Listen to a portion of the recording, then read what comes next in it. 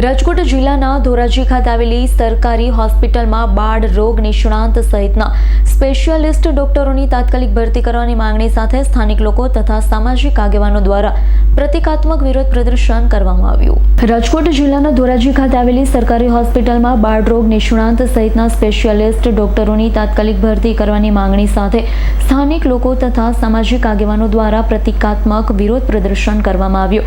ધોરાજી સરકારી હોસ્પિટલ લાંબા સમયથી નિષ્ણાંત તબીબોની ભારે અછતનો સામનો કરી રહી છે, જેના કારણે હોસ્પિટલ ખુદ માંદગીના બીછાને હોય તેવી સ્થિતિ સર્જાય। ખાસ કરી ગરીબ અને મધ્યમ વર્ગના પરિવારોને ન છૂટકે ખાનગી હોસ્પિટલમાં મોંઘી સારવાર લેવા જવું પડે છે।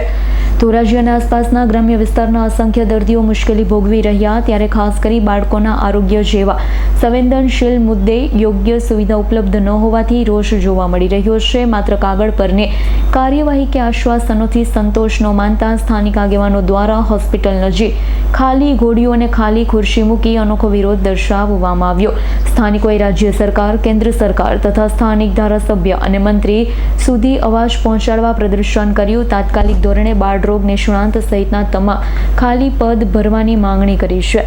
બીજી તરફ હોસ્પિટલના અધ્યક્ષે પણ તબીબોની ઘટ હોવાનો સ્વીકાર કરી ઉચ્ચ કક્ષાએ રજૂઆત કરવામાં આવી હોવાનું જણાવ્યું છે। મારું નામ સલીમ મોગલ। હાલ ધોરાજી સરકારી હોસ્પિટલની અંદર છેલ્લા ઘણા સમયથી બાળ રોગ નિષ્ણાંત ડોક્ટરની જગ્યા ખાલી હોય, જેની કારણે ધોરાજી શહેર અને તાલુકાના લોકો ખૂબ હેરાન અને પરેશાન થઈ રહ્યા છે। એક તરફ સરકાર દ્વારા વિકાસની મસ્ત મોટી વાતો કરવામાં આવતી હોય, બીજી તરફ કેન્દ્રના જે કેબિનેટ મંત્રીના મત વિસ્તારની આવી પરિસ્થિતિ હોય તો લોકો શું વિચારે? ખાસ કરીને વાત કરવામાં માત્ર બાળ રોગ નિષ્ણાંત હોય, રેડિયોલોજીસ્ટ હોય સહિત અનેક જગ્યાઓ ખાલી છે, જેની કારણે શહેરના લોકો અનેક મુશ્કેલી વેઠી રહ્યા છે। આજે શું તમારી માંગણી છે?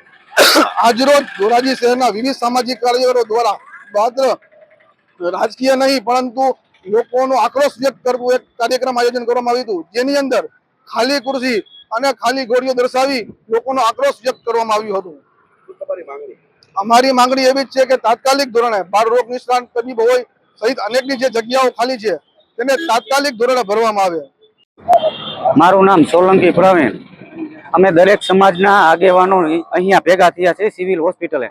અમને લોકો દ્વારા એવી રજૂઆતો આવે છે કે અહીંયા રેડિયોલિસિસ તેમજ સોનોગ્રાફીના મશીનરી એમનામ જ પડી છે, જ્યાં બાળકોના ડૉક્ટરની જરૂરિયાત હોવા છતાં અહીંયા જે ધારાસભ્ય શ્રી મહેન્દ્રભાઈ પાડલિયા તેમજ આપણા કેન્દ્રીય મંત્રી અહીંના સાંસદ શ્રી મનસુખભાઈ માંડવિયા, તેઓને આ સિવિલ હોસ્પિટલની મુલાકાત લેવી જોઈએ અને લોકોના પ્રશ્નોનું નિરાકરણ લાવવા માટે અહીંયા અમારી સરકારશ્રીને રજૂઆત છે કે અહીંયા ડૉક્ટરની નિમણૂક કરે, બાળકોના ડૉક્ટરની નિમણૂક કરવામાં આવે।